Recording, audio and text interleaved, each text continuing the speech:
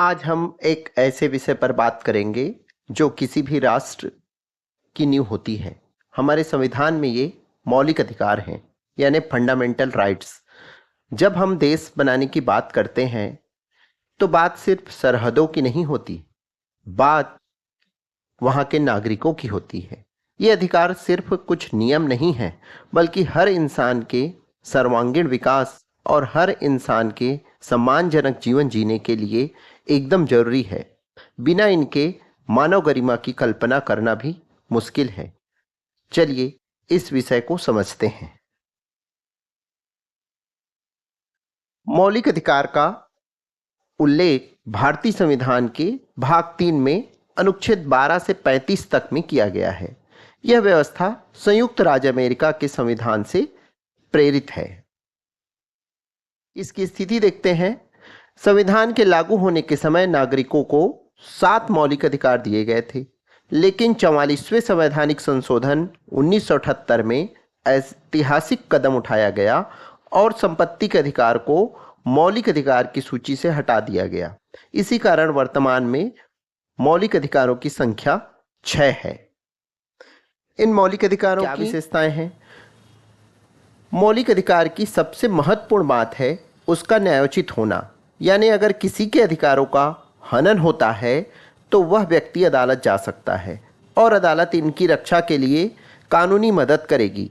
कोई भी अधिकार तभी मायने रखता है जब उसे लागू करने की पक्की गारंटी हो। दूसरी इसकी विशेषता है राज्य की शक्तियों पर नियंत्रण।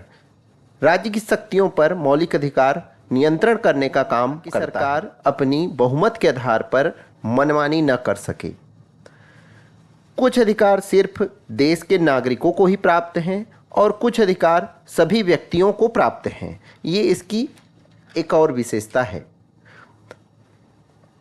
मौलिक अधिकारों को आपातकाल या इमरजेंसी के दौरान निलंबित किया जा सकता है, जो राष्ट्रीय सुरक्षा और अधिकारों के बीच एक संतुलन बनाता है। चलिए अब देखते हैं नागरिकों को कौन कौन से 6 मौलिक अधिकार प्राप्त हैं। ये रहे भारतीय नागरिकों को प्राप्त 6 मौलिक अधिकार और उनसे संबंधित अनुच्छेद।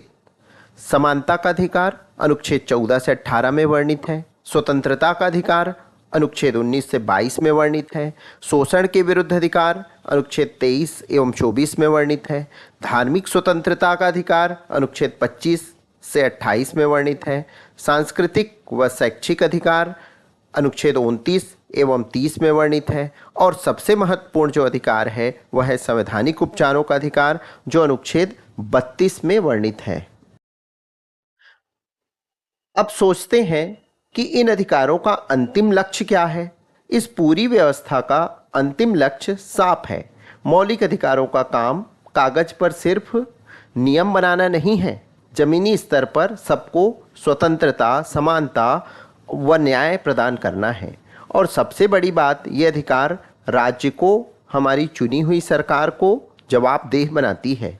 सत्ता और नागरिक स्वतंत्रता के बीच का संतुलन स्वस्थ लोकतंत्र के लिए बहुत जरूरी है। इसीलिए कहा जाता है कि मौलिक अधिकार लोकतंत्र की आधारशिला है।